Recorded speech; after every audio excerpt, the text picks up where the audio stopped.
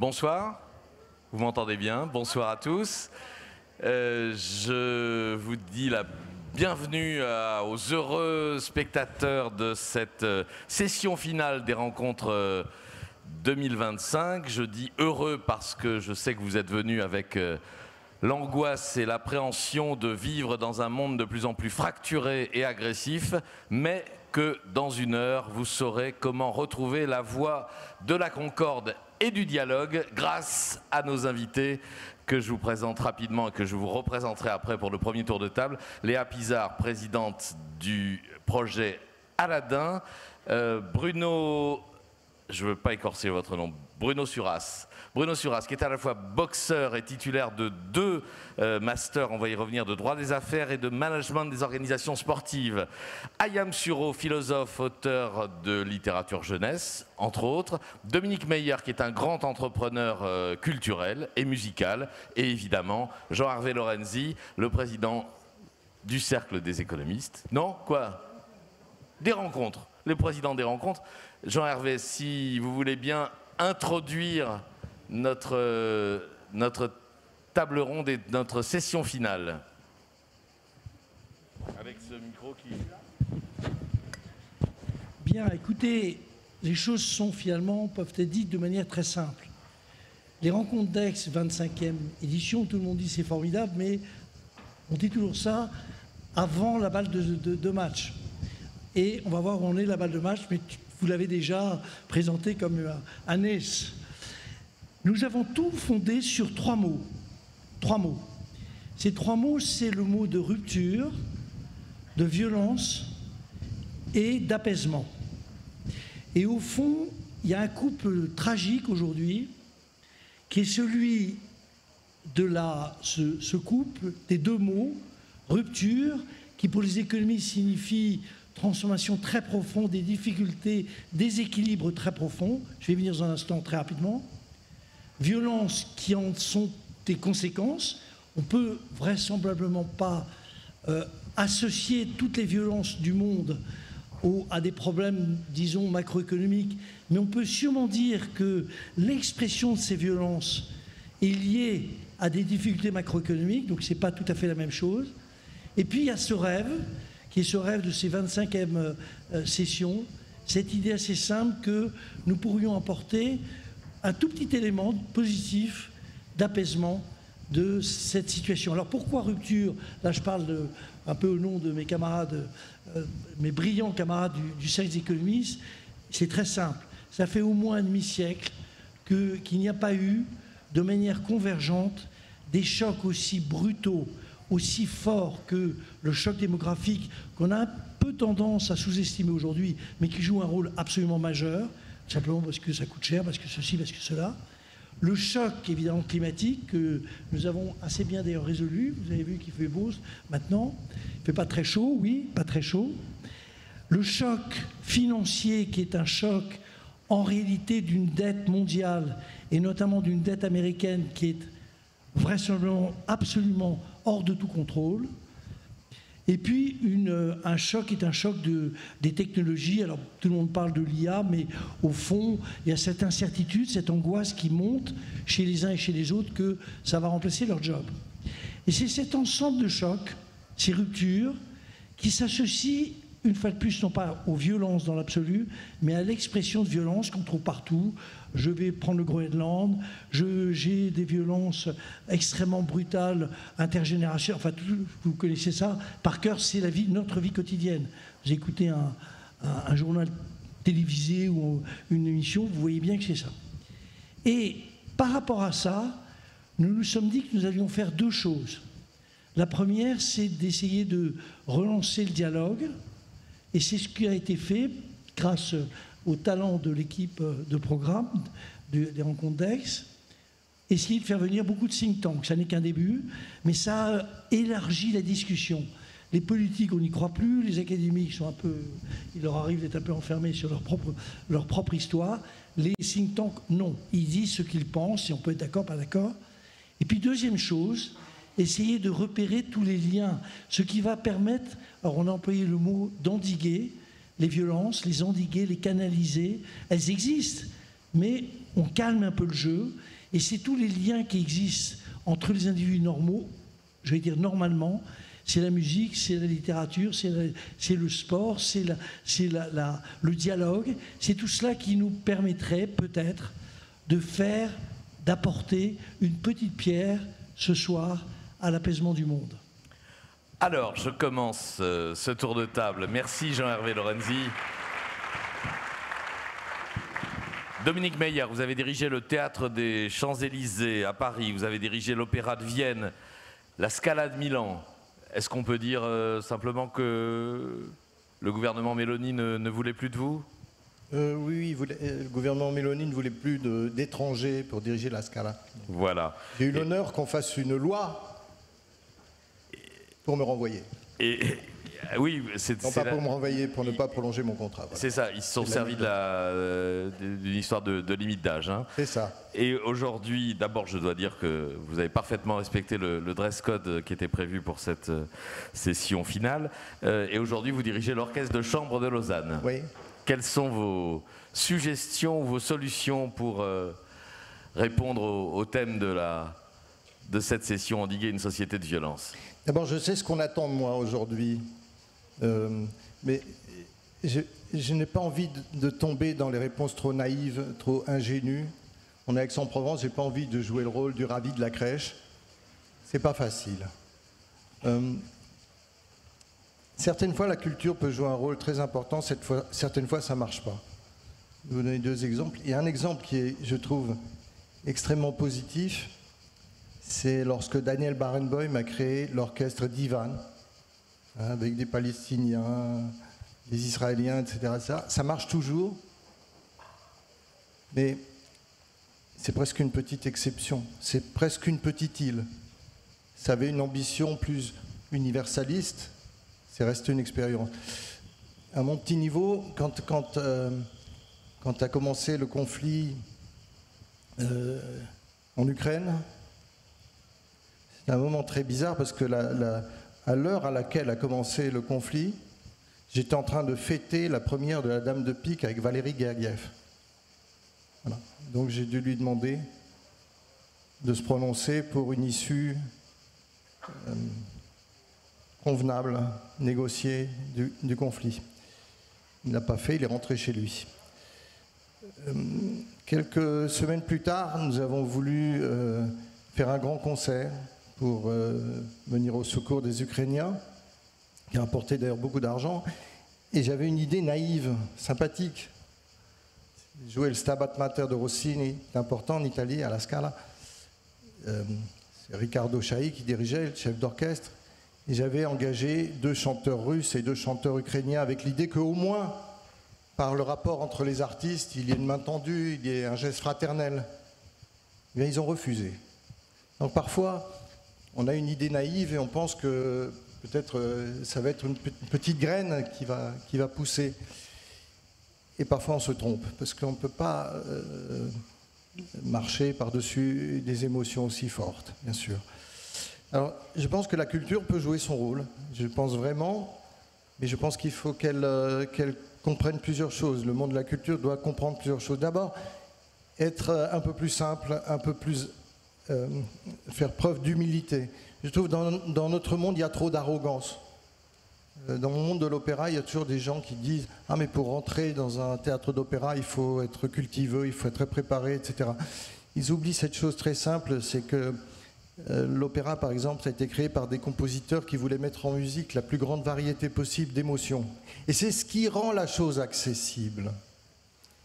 Si vous pensez qu'il faut aller à l'université pendant 6 ans pour obtenir le droit d'acheter un billet, vous êtes foutu. Déjà, ça n'a plus aucun sens. Parce que naturellement, ceux qui professent ce genre de discours ont envie de se mettre sur un piédestal pour se faire admirer. Voilà, ça c'est le fond de l'affaire. Et en faisant cela, ils éloignent les gens. Or, moi j'ai envie d'une culture plus inclusive. Alors, il y a des gens qui font, je trouve, des choses formidables. Parce que la culture... peut servir d'exemple dans certains cas. C'est souvent en Amérique du Sud, d'ailleurs, qu'on a été pionnier. Il y a 2 exemples que je trouve formidables. Un exemple qui est historique, El Sistema. C'est un orchestre qui a été créé au Venezuela, qui est quand même un des pays les plus pauvres du monde, pour permettre aux enfants de faire de la musique et d'apprendre à faire de la musique ensemble. On ne fabrique pas des solistes. N'importe qui peut y participer. Et ce sont des milliers d'enfants qui composent des orchestres et des chœurs. J'ai vécu moi-même la même expérience à Vienne. Il y a une association qui s'appelle Supera. Ah, elle est papillon sur rue, c'est situé dans une ancienne fabrique de pain, désaffectée. Et là, j'ai vu le miracle. Des petits-enfants issus de familles très défavorisées qui apprennent déjà une première chose, c'est le plaisir de produire quelque chose ensemble, la solidarité. Ils apprennent une deuxième chose, c'est la discipline, arriver à l'heure. Ils répètent 4 fois par semaine. Il y a ça pour l'orchestre, il y a ça pour le chœur, il y a maintenant ça pour la danse. L'apprentissage d'une discipline, de concourir ensemble, d'être solidaires dans la préparation d'un projet. Moi, j'y suis allé très souvent. Je travaillais à l'Opéra de Vienne à l'époque, j'allais les voir. Et je me souviens qu'un jour, j'ai apporté un cadeau dans un sac en plastique. Et le chef d'orchestre qui les dirigeait a demandé à ses enfants de deviner ce qu'il y avait dans le sac en plastique. Ce sont des enfants qui n'ont rien. C'est issus de familles très pauvres, comme ça, pas du tout préparés pour faire des études musicales, pas du tout. Alors ils ne savaient pas trop, ça. Et derrière, au fond, il y avait une toute petite fille qui a levé la main, un peu timide, et elle a dit « Mais peut-être ce sont des cordes pour nos violons. » Et c'était des cordes.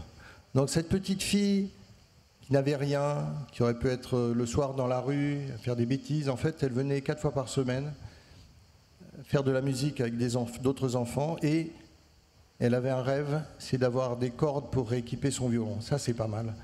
Et je trouve il y a beaucoup d'expériences comme celle-là. Alors, peut-être que ce ne sont pas les grandes institutions qui ont pignon sur rue, qui font mieux le travail, mais parfois des associations, des gens qui ont juste envie de travailler avec beaucoup de bonne volonté. Et je pense qu'on peut associer des professionnels à ça. Par exemple, j'emmenais très souvent des musiciens de l'Orchestre Philharmonique de Vienne, qui est le meilleur orchestre du monde, pour s'entraîner, pour entraîner ses enfants. Et je trouve que c'est très beau, parce que c'est la transmission d'un savoir, c'est la transmission d'une compétence, et c'est la transmission de valeurs. Merci.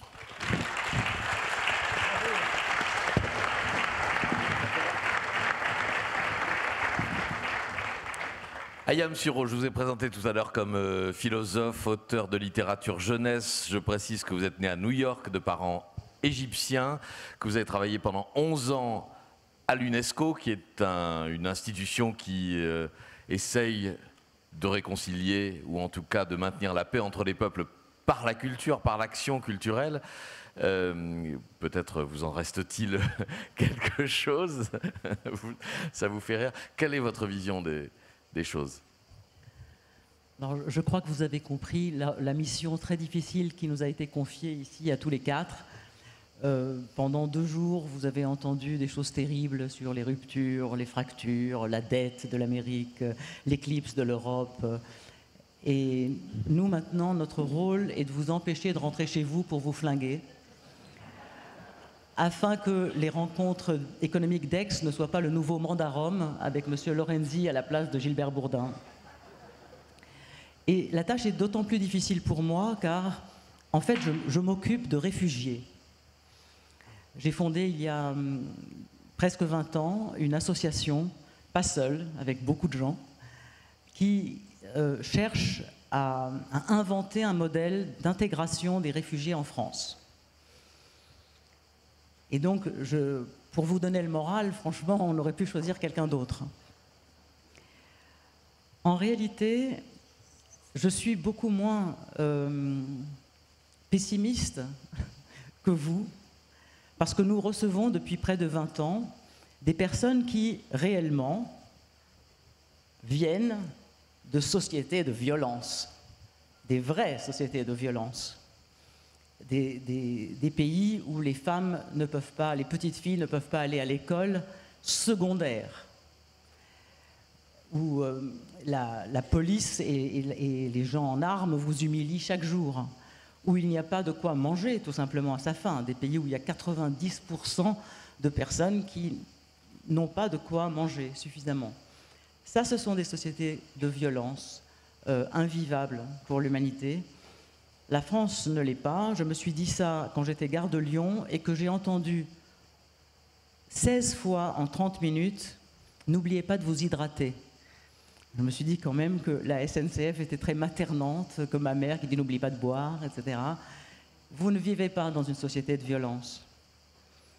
Et ça, on s'en rend vraiment compte quand on travaille avec des gens qui viennent de ce type de pays.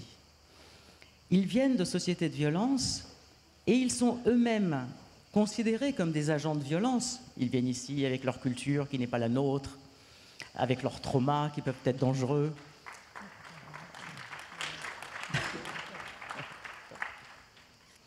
Et ils sont surtout l'objet d'un affrontement idéologique en France extrêmement violent. Celui des immigrationnistes d'un côté, pour qui les réfugiés sont pleins de talents, tous gentils, qui vont s'intégrer en 3 secondes en France, il n'y a aucun problème, et c'est formidable. Et d'ailleurs, on devrait en accueillir 10 fois plus et ouvrir nos frontières. Et de l'autre côté, les opposants, qui disent des âneries en sens inverse, mais des âneries quand même, c'est-à-dire promeuvent la peur, la haine, sans rien comprendre du tout des réalités. Dans notre domaine, il est pratiquement impossible d'avoir ce que vous avez ici. Vous êtes venus 2 jours et demi écouter sous un cagnard hallucinant des gens échanger des idées. Dans le domaine de l'immigration, c'est parfaitement impossible. C'est parfaitement impossible en France. L'idéologie est tellement lourde, on est absolument incapable de discuter de nos interrogations.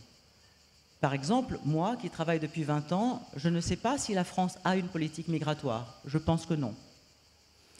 Je ne sais pas si l'intégration dont je m'occupe depuis 20 ans est une faillite complète. Je pense que oui. En revanche, je sais quelque chose. C'est que depuis 20 ans, nous n'avons rémunéré aucun professeur pour enseigner le français, l'histoire de France, la laïcité, les rapports des hommes et des femmes, la musique, le sport. Jamais. Ce sont des Français volontaires. Des Français volontaires exactement comme vous, qui ont frappé à notre porte de la maison que nous avons à Paris et qui ont dit « Je ne sais pas ce que vous faites ici, ça a l'air marrant. Est-ce que je peux faire quelque chose? Je suis psychanalyste, je suis prof, je suis médecin, je suis infirmière, je suis informaticien. » C'est absolument incroyable. Des gens de tous les métiers, de tous les âges. Ça, c'est pour les citoyens de Paris. Nous ne pouvons même pas tous les accepter comme volontaires.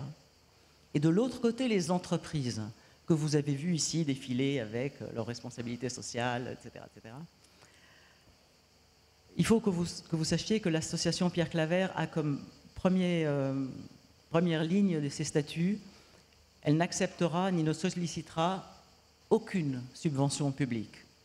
L'idée, ce n'était pas de tirer et d'agrandir le fardeau déjà lourd de l'immigration sur l'État et sur le trésor public, mais au contraire d'apporter la contribution de ceux, c'est-à-dire vous, qui allez partager un avenir avec ces étrangers venus demander votre protection et à qui la France l'a accordé en votre nom.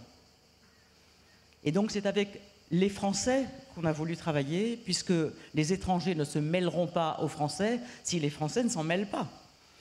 Que font les entreprises de leur côté, donc le secteur privé? Elles ont également ouvert des classes sur le modèle des nôtres au sein de leurs locaux. Elles ont participé à des programmes de recrutement de femmes afghanes absolument extraordinaires. Et cela montre une chose, c'est que l'on peut se débrouiller tout seul. On n'a pas besoin dans les dîners de dire « mais que fait l'État, que fait le gouvernement, c'est indigne, c'est abominable ». Non, en fait, on peut se retrousser les manches et le faire nous-mêmes.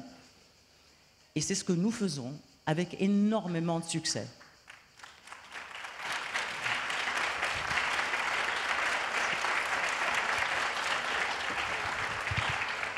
Je voulais terminer sur une chose qui est la plus grande leçon, en fait, et la plus grande surprise pour moi.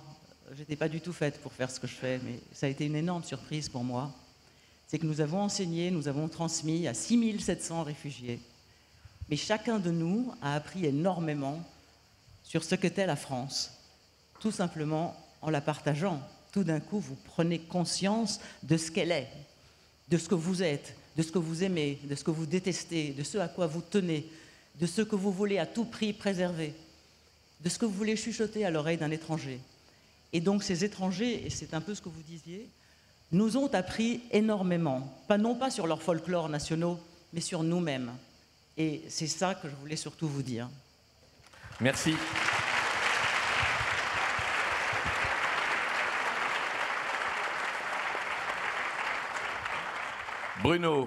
Bruno Surat, c'est à vous. Alors, évidemment, tous ici, nous mesurons la malice qui consiste à demander à un boxeur professionnel de traiter de la meilleure façon de faire baisser la violence, d'autant plus que j'ai lu dans un papier que vous êtes un gentil à qui on a appris à être méchant.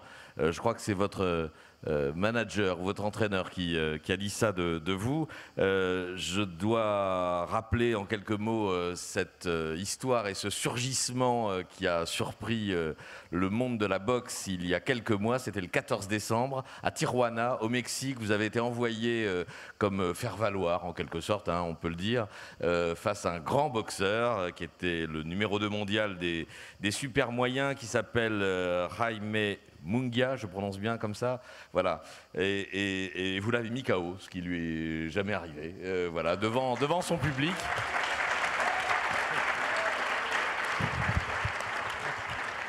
C'était le premier KO de sa carrière, devant 30 000 personnes, et voilà. Donc on vous a surnommé le Rocky français, bon, mais vous êtes surtout votre vrai surnom, c'est Brunello. Vous êtes Marseillais, vous avez grandi dans le quartier de la Belle de Mai, vous avez 26 ans, bientôt 27, c'est ça? Et vous avez, je le disais tout à l'heure, 2 masters en droit des affaires et en management des organisations sportives. Quelle est votre philosophie, si je puis dire, de la violence, de la confrontation en dehors des rings? Alors aujourd'hui, j'ai la lourde tâche d'être l'ambassadeur de ce sport qui souffre d'une étiquette très négative. La boxe, c'est un sport violent, donc c'est important de prendre un point de départ. D'où naît la violence? Et au final, la violence, elle naît d'un vide de repères, un vide de reconnaissance, un vide de sens. Et la boxe et le sport en général, c'est quelque chose de très structurant pour la création d'une identité qui permet justement d'avoir des repères, de la reconnaissance et un sens. La boxe, elle permet de se connaître mieux, d'avoir une meilleure estime de soi. La boxe permet aussi de développer une certaine forme de rigueur. C'est d'ailleurs pour ça que dans les programmes pénitentiaires, il y a beaucoup de boxe, parce qu'elle permet la reconstruction d'individus qui sont en marge de la société. La boxe, elle permet aussi de se construire et se reconstruire, que ce soit des très jeunes ou des personnes qui viennent plus tard vers ce sport. Aujourd'hui, on dit de la boxe que c'est un sport violent. Elle est souvent pratiquée dans des quartiers dits populaires, prioritaires. Pour ma part, je ne me suis jamais senti autant en sécurité que dans une salle de boxe. C'est un lieu hyper bienveillant, c'est un lieu où il y a de l'entraide, c'est un lieu hyper vertueux car tout le monde se tire vers le haut. Et même en dehors de ces murs-là, il y a une forme de reconnaissance entre tous les acteurs, tous les protagonistes de la salle. Il y a beaucoup d'entraide, beaucoup de bienveillance, et c'est pour ça que la boxe doit sortir de cette image-là. La boxe, c'est quoi? C'est la domestication de la violence. C'est pas un sport de violence, c'est un sport de maîtrise.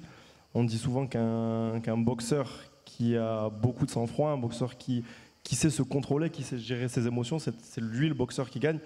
Donc au final, la violence, elle passe en second plan. Le but n'est pas de faire mal à l'adversaire, le but c'est d'imposer sa volonté, son expertise technico-tactique sur l'adversaire. Et c'est en ce sens-là que l'affrontement, donc la partie la plus visible, la plus spectaculaire, c'est au final le moment où justement 2 personnes se reconnaissent parce que on on est au courant de ce que l'autre a traversé au final. Je sais ce qu'il a traversé, je sais ce qu'il a subi pour en arriver là. Donc c'est une confrontation directe qui génère beaucoup de respect. Du coup, pour la petite histoire, à Tirona, quand je suis envoyé en tant que faire-valoir, justement, je suis à l'extérieur devant un public qui n'est pas à ma cause. Mais au final, on est deux humains sur le ring, deux athlètes, deux sportifs. On sait ce que c'est qu'une préparation, on sait ce que c'est que ce genre d'enjeu. Donc, il n'y a que du respect. En 20 ans de pratique, j'ai jamais vu un combat qui ne se finissait pas par deux adversaires qui s'enlacent. Donc c'est assez paradoxal pour un sport violent. Attendez, vous avez 26 ans et vous dites en 20 ans de pratique. J'ai commencé la boxe très tôt, j'ai commencé la boxe à 3 ans et la compétition à 8 ans. Donc,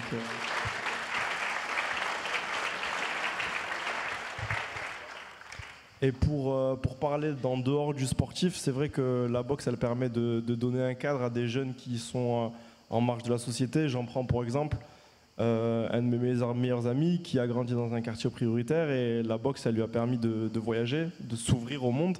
Et lui qui était en décrochage scolaire hier est devenu ingénieur dans le génie civil dans une des plus grosses entreprises du secteur.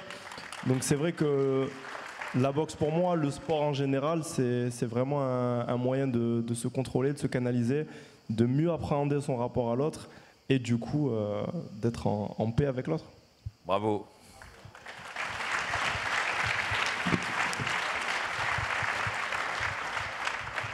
Léa Pizarre, vous avez travaillé à la Maison-Blanche sous Bill Clinton. Je le disais tout à l'heure, vous présidez le projet Aladdin qui s'est donné pour mission de combattre l'extrémisme, la haine, la violence. Donc vous êtes parfaitement qualifié pour nous donner votre vision des choses aujourd'hui. Merci. Écoutez, Patrick et Jean-Hervé, ça fait presque 3 jours que je suis à Aix et j'ai 2 constats. Il fait chaud et tout va mal, partout. Donc vous nous avez confié une sacrée mission et parler après mon voisin est un peu difficile parce que je trouve que vous avez un peu tout dit. Mais je vais essayer d'en rajouter un peu. On a affaire, ça a été dit, à un monde violent, déboussolé. On sent une colère partout, un malaise profond. On a un électorat des 2 côtés de l'Atlantique qui exprime une grande détresse. Et nous, ici, avec nos grands principes et nos beaux diplômes, on est en train de louper complètement le zeitgeist. Il se passe quelque chose, en tant qu'américaine et que démocrate, je peux vous le dire, que je n'ai pas vu venir, que mes amis, mes collègues n'ont pas vu venir. Et je pense qu'il nous faut être plus à l'écoute et plus en mesure de décrypter cette chose. Alors, mon fonds de commerce à moi, c'est effectivement le dialogue. Comment aider les gens qui ne se croiseraient pas, qui ne se parleraient pas naturellement, à dialoguer, à échanger, à surmonter des a priori, des préjugés. Comment trouver un terrain, pas forcément d'entente, mais un terrain d'échange humain. Je pensais savoir m'y prendre, plus ou moins. Puis est arrivé le 7 octobre et tout ce qui a suivi, et la descente aux enfers politiques aux États-Unis. Je ne reconnais plus mon pays et je ne suis pas sûre de le retrouver un jour. Autant dire que j'ai le moral dans les chaussettes. Et pourtant, il y a à peu près 2 mois, j'ai eu un déclic. C'était à Varsovie, en Pologne, une réunion pour parler, encore une fois, de tout ce qui va mal et de ce qu'on peut faire. Et brusquement, quelqu'un m'a dit, je pensais que mon blues se détectait à 1000 mètres, quelqu'un m'a dit, mais Léa, comment vous faites pour être aussi optimiste? Je me suis dit, moi, optimiste? Et là, j'ai eu comme un flash qui aurait pu m'être soufflé par Pangloss ou Monsieur Jourdain. Eh bien, s'ils me prennent pour une optimiste, je vais jouer le jeu, je vais l'être. Je vais, comme on dit en anglais, fake it till I make it. Et Je pense qu'on n'a tout simplement pas le choix. Autrement, c'est la capitulation. Et si, comme l'a dit Ayam, on n'est pas dans une situation de détresse totale, eh ben, nous avons chacun ici les ressources externes et internes, et le devoir de faire quelque chose. D'où me vient cet optimisme? Il me vient de mon père, qui était l'un des plus jeunes rescapés d'Auschwitz, de Dachau, de Majdanek, et qui, malgré tout ce qu'il a vu, et tout ce qu'il a subi, n'a jamais perdu sa foi en l'humanité. En pleine guerre froide, obsédé par l'idée qu'il fallait à tout prix éviter un conflit nucléaire, il a prôné le dialogue et le commerce entre l'Est et l'Ouest, justement pour endiguer la menace militaire. Et c'est ainsi qu'il m'a inculqué une conviction profonde que je partage avec vous, et j'y crois vraiment de toutes mes forces. Il n'y a pas d'ennemi héréditaire. L'humanité n'est pas condamnée à un comportement fratricide. Alors nous sommes, on l'a dit, à Aix-en-Provence. Et Aix, ce n'est pas juste l'économie, c'est aussi la musique. Et sous le contrôle de Dominique, je vous donne une phrase attribuée à Claude Debussy, l'un des plus grands compositeurs français. Les dissonances d'hier sont les consonances de demain. Mais qu'est-ce que ça peut vouloir dire en pratique? Comment passe-t-on de la dissonance à la consonance? Je pense que la chose la plus urgente est de réapprendre à se parler. Et là, on rentre dans une question de sémantique. Il faut redéfinir ce que l'on entend par le dialogue. Moi, je m'y prenais très mal. Donc, je suis en train, dans ma tête, de revoir tout ça. Qu'est-ce que ça veut dire, dialoguer? Est-ce que ça veut dire être d'accord sur tout? Absolument pas. C'est inenvisageable et ce n'est pas souhaitable. Donc, je pense qu'il faut savoir danser avec ses interlocuteurs. Avancer où on peut, même quand on n'est pas d'accord sur tout. Trouver des justes milieux, des milieux aussi justes que possible. Mais avant de parler, regardez, il faut savoir faire ce que vous faites. Il faut savoir écouter. Parce que d'abord, on apprend des choses quand on écoute l'autre. Et c'est probablement la plus grande marque de respect. Si je veux que tu m'écoutes, il faut que je t'écoute. Il faut s'intéresser à l'autre, écouter sa musique, lire sa poésie, goûter sa cuisine. C'est forcément enrichissant. Et toutes ces choses, il faut les faire ensemble. Et il faut aussi être un peu de mauvaise foi.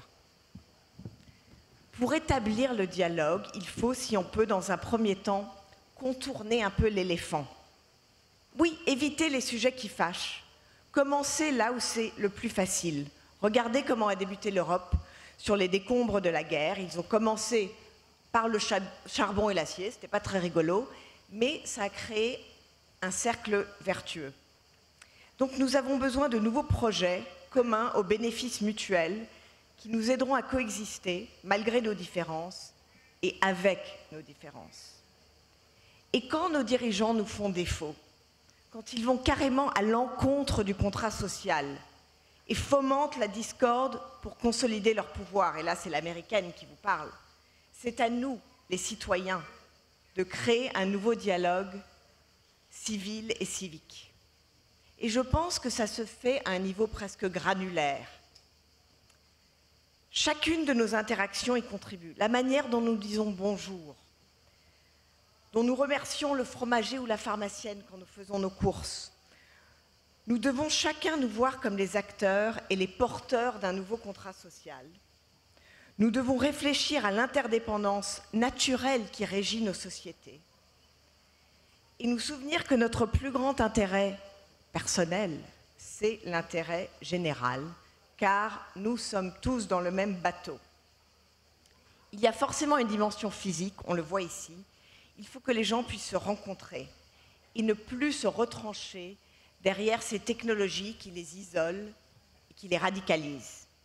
Donc on doit fomenter de vraies interactions humaines dans les lieux de travail, dans les écoles, dans les lieux de culte, dans les théâtres, dans les musées, dans les arènes sportives, dans les marchés en plein air, dans les hôpitaux, partout. Il faut des rencontres comme celle-ci, et pour notre jeunesse. Et donc, ce que je vous encourage, je nous demande à tous de faire, c'est aller à la rencontre de l'autre. Alors évidemment, l'éducation a un rôle clé. Et un élément, il me semble, parce que j'ai un fils de 10 ans, et je me dis, comment est-ce qu'on élève un enfant pour être armé face aux fake news, pour savoir distinguer ce qui est vrai de ce qui ne l'est pas. Vous avez vu un peu ce qui se passe sur Internet. Et bien, un gamin de 10 ans, comment il fait? Je pense qu'il faut tout simplement leur donner des compétences pratiques, des skills. Mon fils fait beaucoup de menuiserie à l'école. Et bien, ça lui apprend ce qui est vrai. Ça le met en confiance et ça forme une capacité de discernement et un esprit critique. Et c'est très, très important. Aux États-Unis, je place mes espoirs dans l'arène culturelle parce que je me dis que là, ils ne viendront peut-être pas tout de suite nous embêter. Ils finiront par le faire, mais pas dans un premier temps. Même si on craint qu'il n'ait l'épouvantable idée de démanteler les incitations fiscales au mécénat. Alors, j'ai encore beaucoup d'idées à vous donner, mais nous manquons de temps. Donc permettez-moi en tant qu'Américaine de faire un tout petit peu la leçon à nos amis européens et de vous dire ne vous laissez pas abattre par ce qu'il se passe aux États-Unis. Ne tombez pas dans le piège. Vous n'êtes pas aussi démunis que vous le pensez. Trump veut nous déstabiliser tous. C'est son bluff. S'il vous plaît, n'apportez pas d'eau à son moulin. Merci.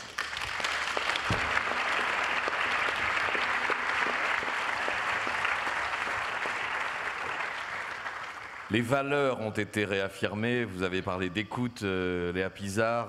Bruno, vous avez parlé de respect. Le respect, la notion du respect de l'adversaire sur un ring. Ayam, celle de la dignité, celle des réfugiés dont vous vous souciez, dont vous vous occupez. Et puis, avec vous, Dominique, mais on y est revenu à travers plusieurs interventions, l'aspect fédérateur qui est celui de la culture.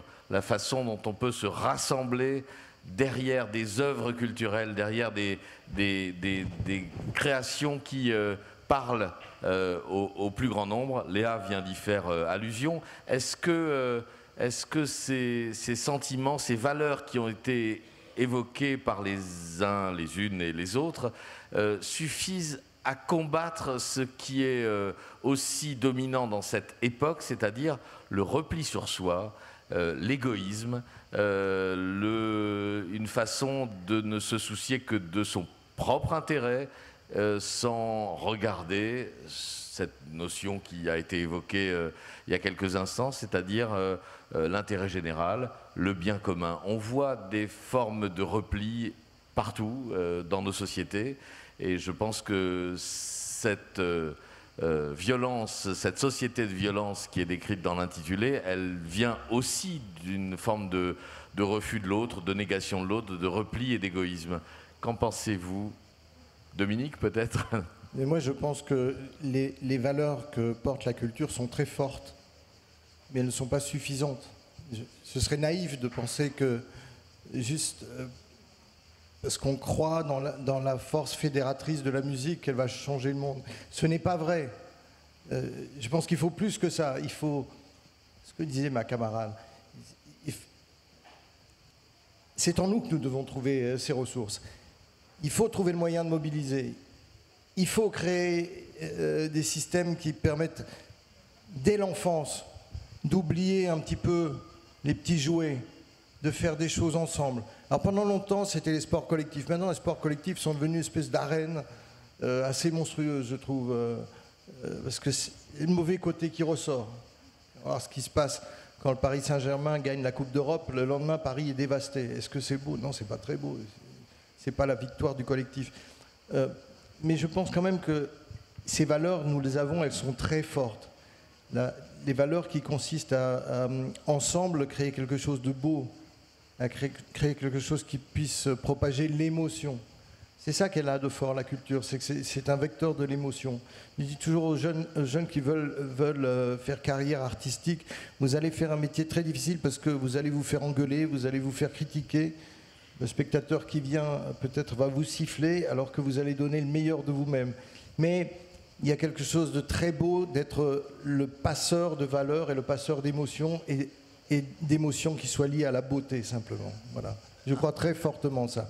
Un mot peut-être plus personnel, Dominique Maillard, dans les établissements que vous avez dirigés, vous avez connu des succès, vous avez réussi à élargir les publics visés, notamment à la Scala de Milan.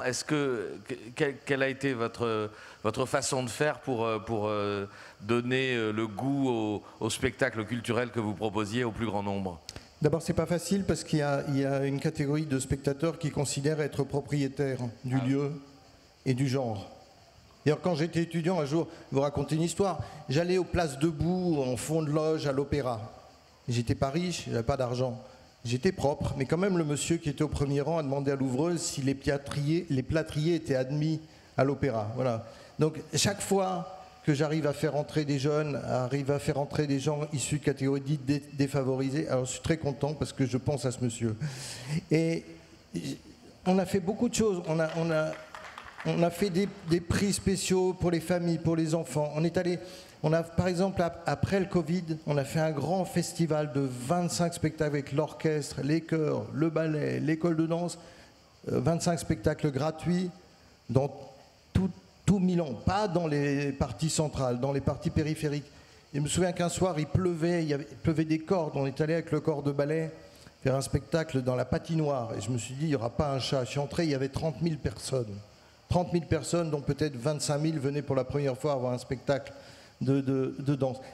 Et ça a créé l'émotion. Et je suis sûr qu'on en a retrouvé beaucoup après à la Scala. Car la grande victoire qu'on a eue, c'est que finalement, un tiers des spectateurs a moins de 35 ans. Et je trouve que c'est très beau. Et naturellement, il y a une partie du public que ça indispose parce que, l'étranger, c'est pas toujours sa qualification sur le passeport qui compte. Parfois, c'est le fait qu'il n'habite pas dans le même quartier, simplement. Et on doit se battre contre ça.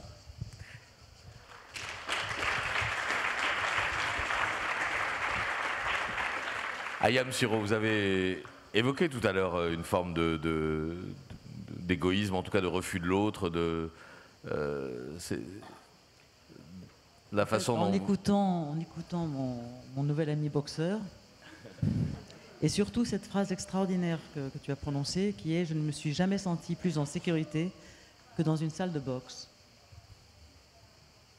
C'est assez extraordinaire de dire ça, parce que vous vous rendez compte l'effet de la camaraderie et de l'appartenance. C'est là où j'appartiens.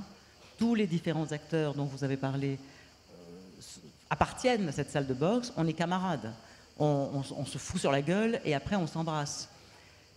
Moi, je vous dirais que ce qui me gêne le plus là, c'est que la violence, vous l'avez dit d'ailleurs, fait partie de la vie.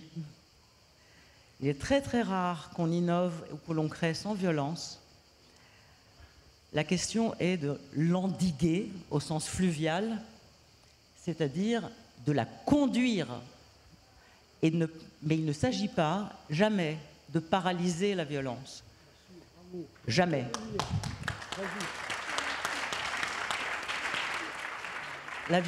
C'est de la vie, ça tu l'as dit, je répète comme un perroquet ce qu'a dit mon voisin.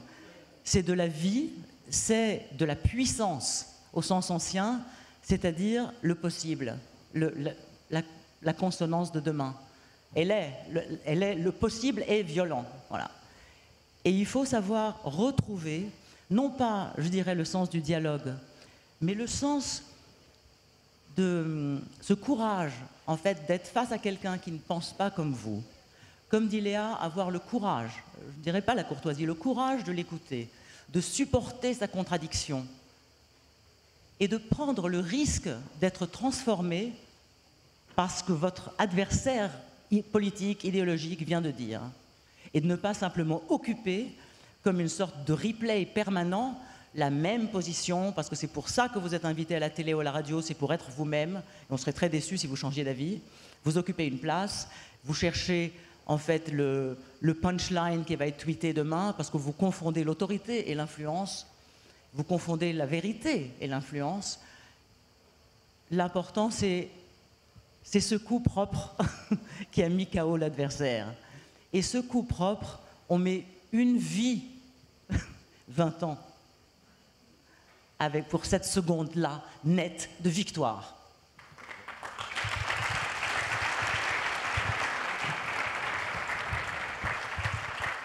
Tout de même, Bruno, on peut pas oublier que vous avez grandi dans une ville, vous vivez dans une ville qui, aujourd'hui, symbolise la violence, et la violence du narcotrafic, notamment, Marseille, avec des efforts considérables des autorités publiques pour essayer d'endiguer cette violence, et pas avec beaucoup de succès pour l'instant, évidemment. Est-ce que vous avez vu cette évolution-là, là où vous étiez, dans le quartier de la Belle de Mai ou ailleurs à Marseille? Comment vous avez vu grandir cette violence endémique liée au trafic de drogue? Justement, dans les endroits où je m'entraîne, qui sont des endroits souvent très difficiles, on voit la volonté des jeunes, des moins jeunes, justement, de ne pas regarder ce qui est négatif autour de soi, autour d'eux-mêmes. Donc, cette énergie-là qu'on emploie à faire quelque chose de bien, de noble, de valeureux. Donc le sport permet justement de créer un cercle vertueux autour de notre activité.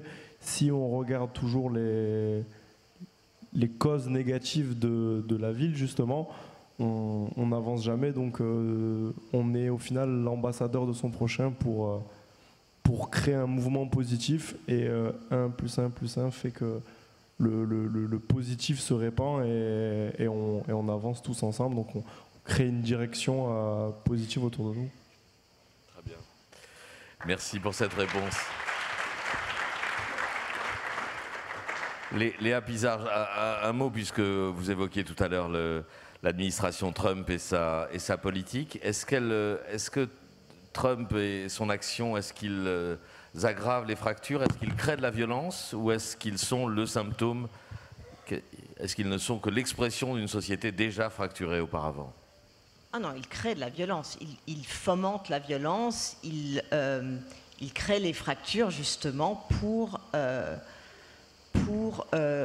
essayer d'être au pouvoir et d'exploiter le pouvoir. Vous avez vu ce qui s'est passé le 6 janvier 2021, ça a été la violence vient d'eux. Elle est reçue par une société qui est déboussolée, mais qui n'a pas forcément vocation à être violente. Mais c'est cette rencontre qui est très très dangereuse. C'est une espèce de désespoir ambiant qui rend les gens réceptifs à ce discours épouvantable. Et qui s'accroît et qui s'aggrave de décision en décision aujourd'hui. Oui. Et dont on ne voit pas la fin. Et notamment avec avec une chasse aux migrants particulièrement féroce. Une chasse aux migrants, mais une chasse à tout. On est tous, on a tous peur, on est tous un peu tétanisés, et on ne sait pas comment faire. Parce que nos vieux réflexes ne sont plus valables dans une situation que, franchement, on n'aurait pas pu imaginer aux États-Unis. Bon, je voulais terminer par une note positive, mais là c'est un peu raté parce qu'il nous reste 2 minutes. Et donc, qu'est-ce qu'on peut dire? Ayam. J'ai une note positive pour les États-Unis. Personnellement, depuis que Trump est élu, moi je sais que vous êtes démocrate, je le suis aussi, mais je nous trouvais très endormis du point de vue de l'alternative émancipatrice que les démocrates promettent à la société. D'accord, donc nous avons tout de même un petit mea culpa à faire pour la victoire de Trump. En revanche, depuis que Trump a été élu, je n'ai jamais vu une telle vitalité intellectuelle. Regardez les discussions entre juristes chaque fois que la Cour suprême dit quelque chose, tout récemment, à chaque décret, les discussions entre politologues, les Substack, les blogs, les machins, c'est hallucinant. Je peux vous garantir, enfin, c'est beaucoup plus vivant, je ne dis pas merci Trump, mais à la faveur de cette horreur, de cette honte pour les États-Unis, puisqu'ils représentent tout ce que les pères fondateurs ne voulaient pas, il y a un renouveau d'une conversation politique, et vous voyez pas cette espèce de circulation d'idées que moi je trouve à l'honneur des Américains. Merci. Je voudrais remercier et vous faire applaudir par la même occasion nos intervenants, parce que je vais laisser la place à Jean-Hervé Lorenzi. Vous voulez dire un mot de conclusion? Ah oui, Jean-Hervé, pardon. On reste, mais vous allez dire un mot de conclusion, et puis ensuite les remerciements finaux pour ces rencontres 2025. Donc Léa Pizarre, Bruno Suras, Ayam Suro, Dominique Meyer. Merci à vous.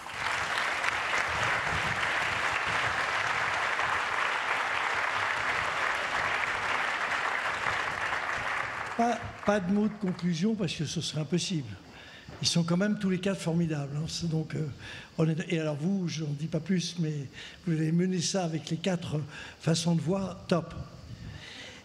Vous n'avez pas dû être déçus parce que jamais les rencontres d'Aix n'ont eu une session finale de ce niveau-là et de ce type-là. C'est incroyable. Donc vous pouvez vraiment non seulement applaudir les 5 ou les 6, mais applaudir tout ce que le programme a pu monter, terminer cette endiguation, je ne sais pas si on dit endiguation, mais endiguement, et j'étais avec Ayam, j'étais totalement d'accord, la violence existe, le problème c'est de l'endiguer. Avoir inventé ça pour la fin des rencontres d'Aix, c'est absolument hallucinant. Donc franchement, bravo.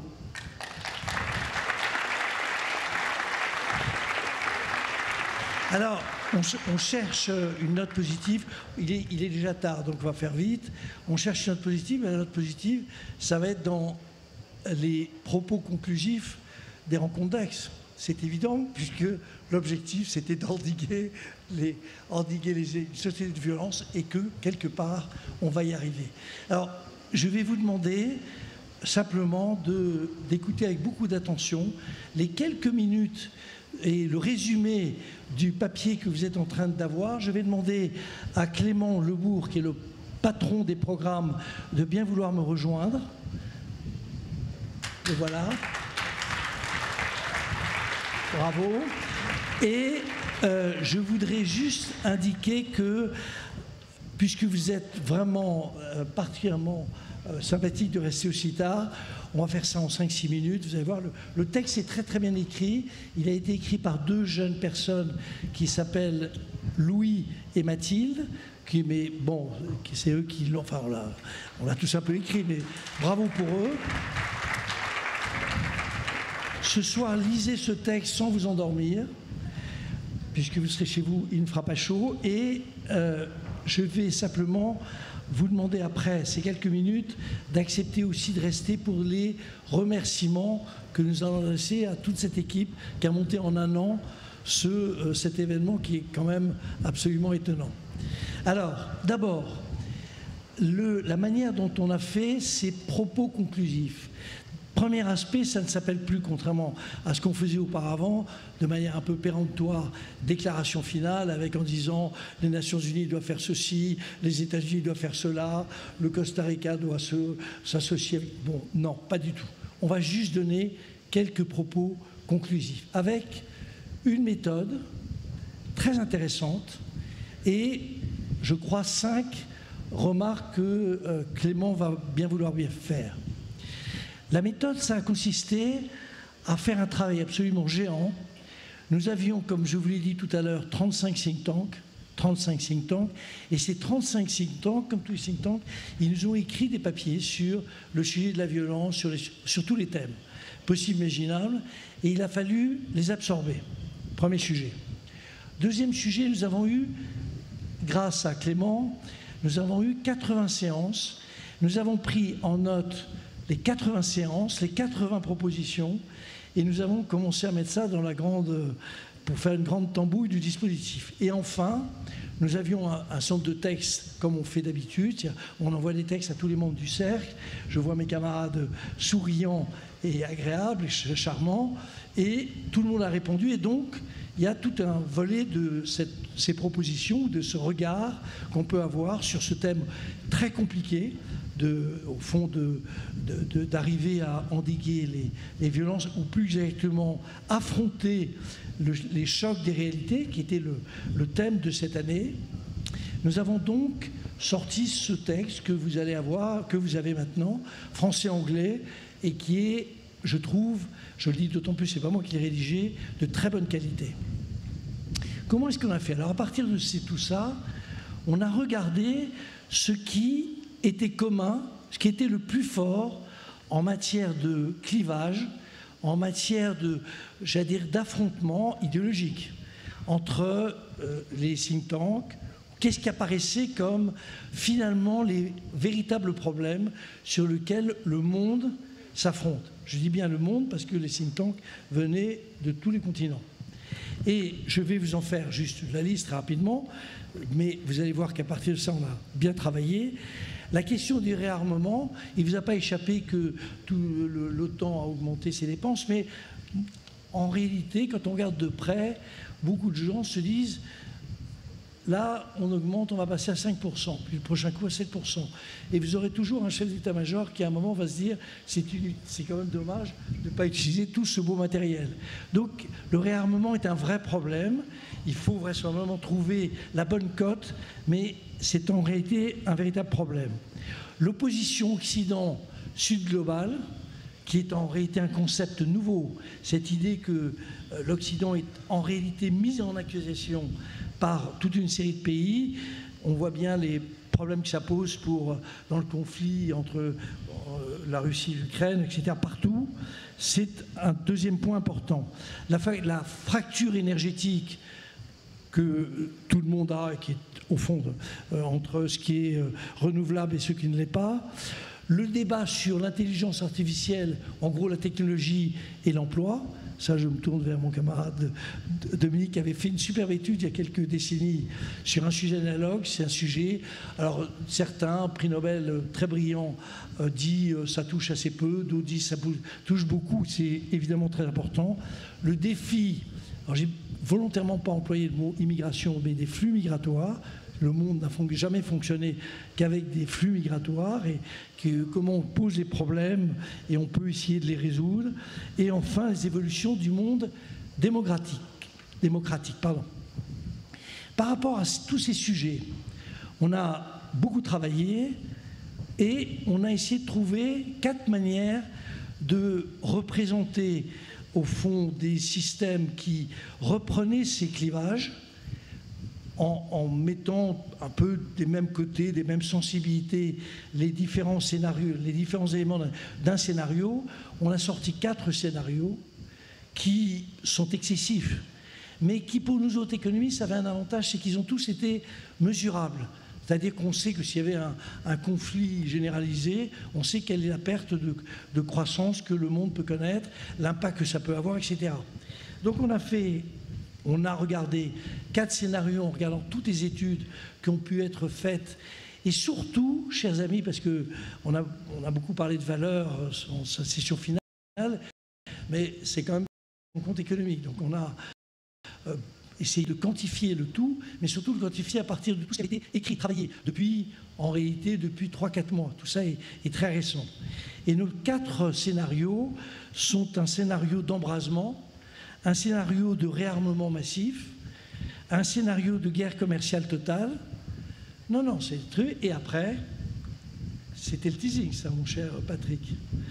Le dernier, c'est évidemment l'apaisement relatif. Voilà. Et on a regardé ce que ça donnait. Et évidemment, le choix n'était pas si compliqué, sauf qu'il fallait intellectuellement être rigoureux. Et c'est mon camarade Clément, qui va vous dire comment on traite le sujet de l'apaisement relatif, c'est-à-dire l'endiguement.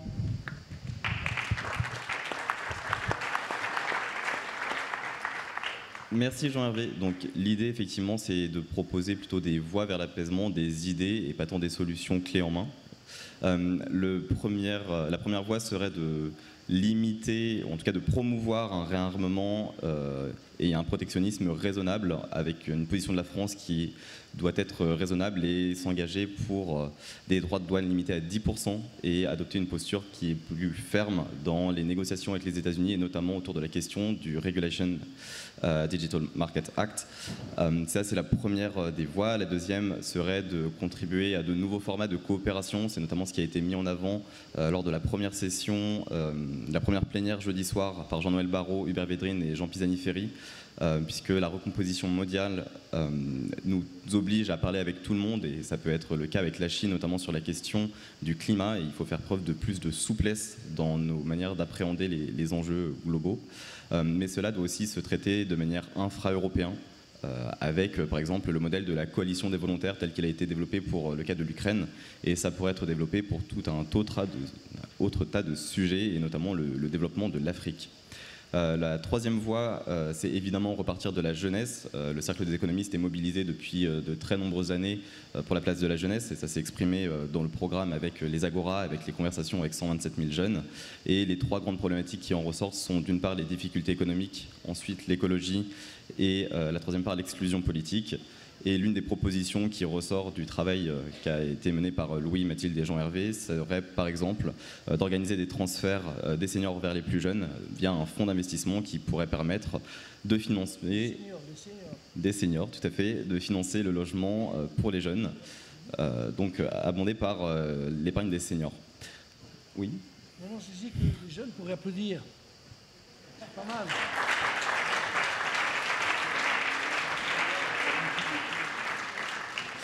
La quatrième voie pourrait être de confronter la défiance démocratique, puisqu'il y a un fossé qui se creuse entre les institutions et les citoyens.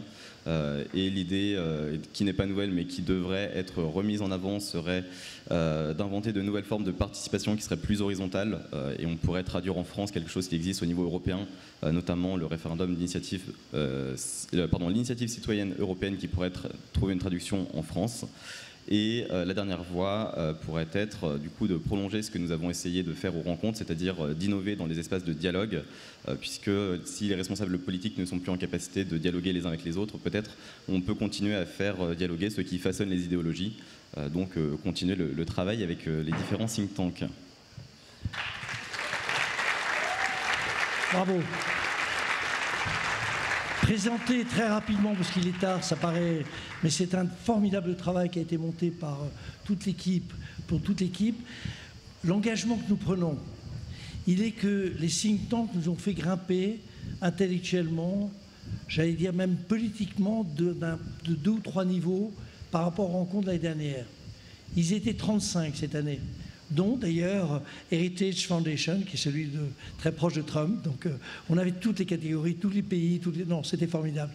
Mais là, on en a fait 35, on a regardé, on passera à 70 l'année prochaine. C'est pas beau ça? Bon.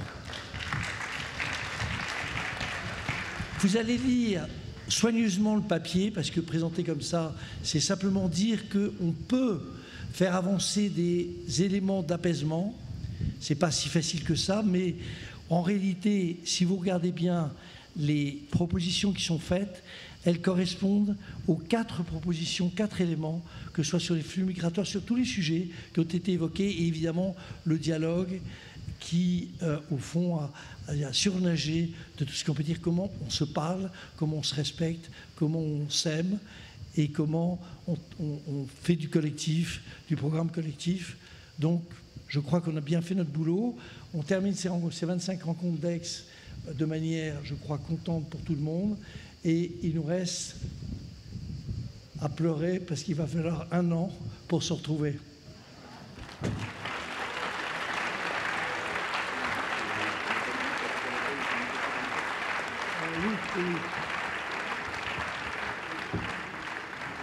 Bon, oui. Est-ce que toute l'équipe peut venir? Parce qu'on va faire des remerciements, toute l'équipe de Mermoz. Est-ce que vous pouvez venir ici? On va leur laisser la place. Voilà. Non, parce qu'ils sont 18.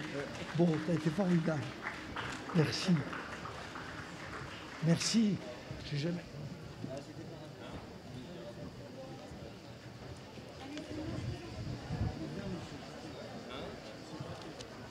Alors préparez vos mains parce que vous allez avoir vraiment à taper dans vos mains parce qu'on va les remercier de tout le boulot qui a été fait depuis 1 an pour réussir ce que nous avons réalisé en 2 jours et demi. Alors, où est-ce qu'elle a mis ces remerciements?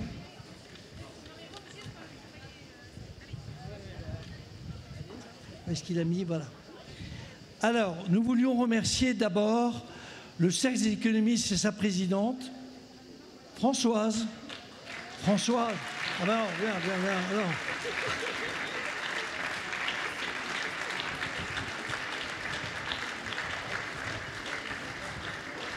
Alors, où est-ce qu'elle est? Alors, Françoise, le Cercle des économistes. Tout ça n'existerait pas sans le Cercle des économistes. Donc, franchement, Françoise.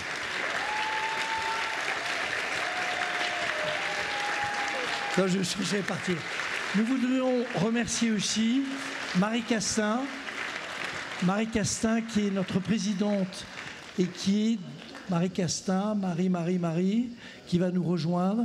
Nous voudrions la remercier parce que sans elle, nous n'aurions même pas de statut juridique. Alors, après, on va aller vite, on va aller vite. Les équipes, il y a une équipe partenaire parce qu'il ne vous a pas échappé que l'année dernière, il y a eu 1 million de personnes qui sont connectées. 1 million. Cette année, on va peut-être doubler ce chiffre, mais que tout ça est gratuit. En fait, ce n'est pas gratuit pour tout le monde. Parce qu'il y a des partenaires, retenez bien ce doux mot de partenaire. Et il y a une équipe partenaire, c'est Hélène, et toute son équipe, Hélène.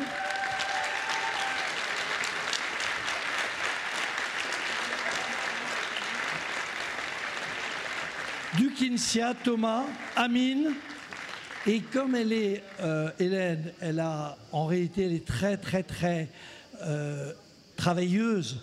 Elle a pris aussi le programme jeunesse, c'est-à-dire vous, le programme jeunesse, tout ça avec Chloé et Léa. Et franchement...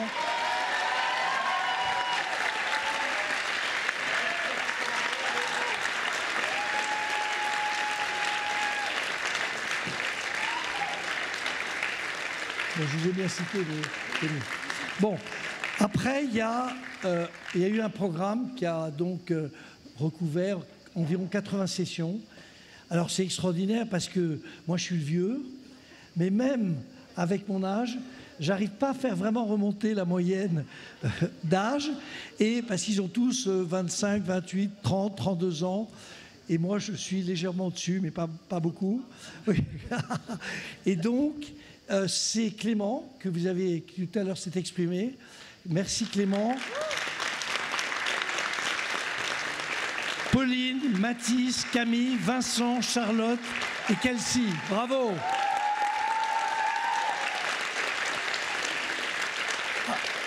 Après, vous avez vu ce village de tentes. Ce village de tentes qui est superbe. Alors tout ça, c'est pas gratuit. Il faut quand même que vous en soyez conscients. Et s'il n'y avait pas les partenaires... ce serait vous. Et si c'était vous, on n'y arriverait pas. Alors, ça s'appelle la production, c'est Laure. Où est-ce qu'elle est, Laure? Elle est là. Laure. Et elle a une équipe. Elle a une équipe à la hauteur de ce qu'elle nous coûte. Anaïs, Chloé, Flore, Lorraine, Fred, Benoît, Maxime, Geoffrey, Anton, Alexandra, Sharon, Catherine et Antoine. Vous imaginez le nombre de feuilles de paie, tout ça? Bon, enfin. Il y a une équipe, évidemment, de communication et de presse qui est assez remarquable. C'est Alban qui a ça en charge, mais il y a Anne qui s'occupe de tous les médias, Pauline et Adélie. Bravo!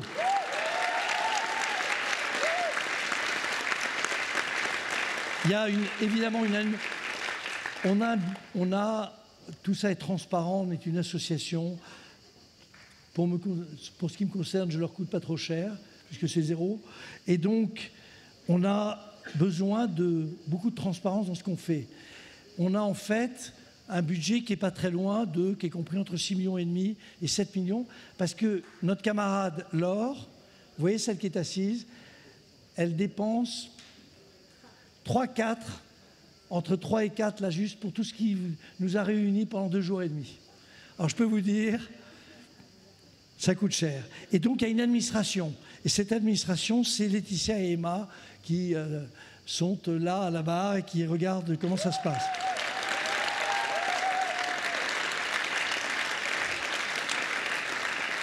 Il y a eu des timekeepers.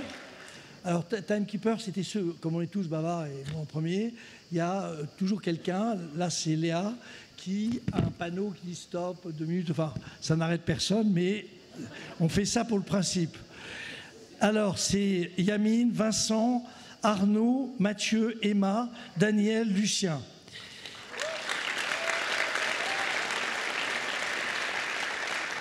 Et puis, ils sont formidables. Et en réalité, je plaisante, ils servent de temps en temps. Mais il y a une participation exceptionnelle de 2 personnes qu'on a appelées il y a 2 jours et qui ont pris le train parce qu'on avait peur d'être suffisamment nombreux. C'est Léa et Théodore. Vraiment, bravo.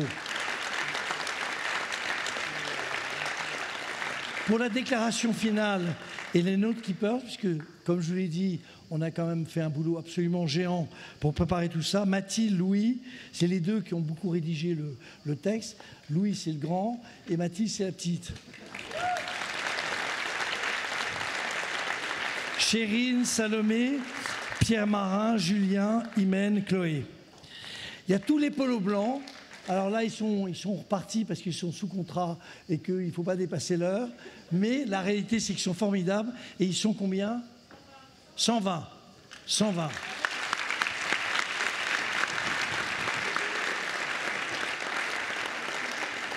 Et puis, alors, évidemment, on remercie la région, la mairie qui est extraordinaire, la Muse, Sciences Po Aix, le rectorat, le Crous, l'Office du tourisme, enfin tout ça, ça c'est bien. Mais surtout, et pour ceux qui sont d'Aix, qui habitent Aix, qui ont la chance d'habiter Aix, vous avez pu constater qu'on a essayé de faire, et non seulement on a essayé, mais on a réussi à faire une première étape de ce que la ville de Blois fait pour l'histoire, c'est-à-dire transformer la ville en ville d'histoire.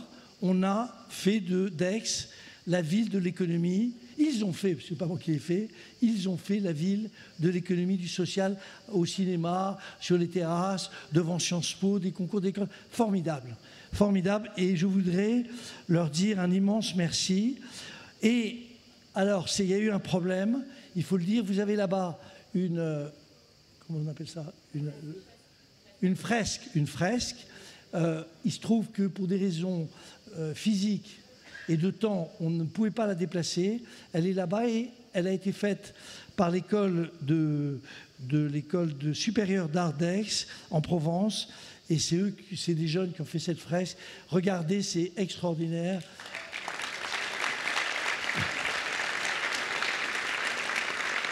Vous avez eu le centenaire de Cézanne, vous avez eu le premier jour de la fresque.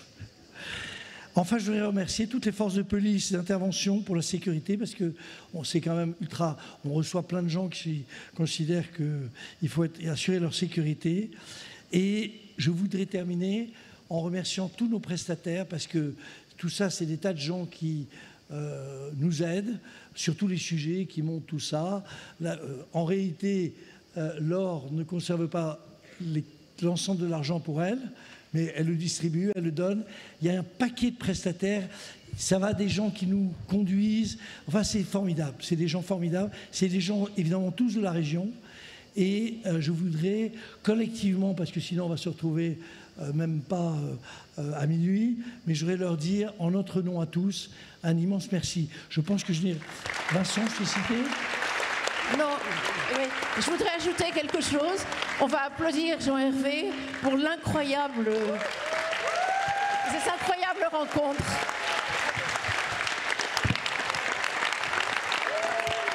Je voudrais applaudir Françoise parce qu'elle m'a applaudi. Voilà. Rien de tout ça ne serait possible s'il n'y avait pas Françoise et le cercle. Merci.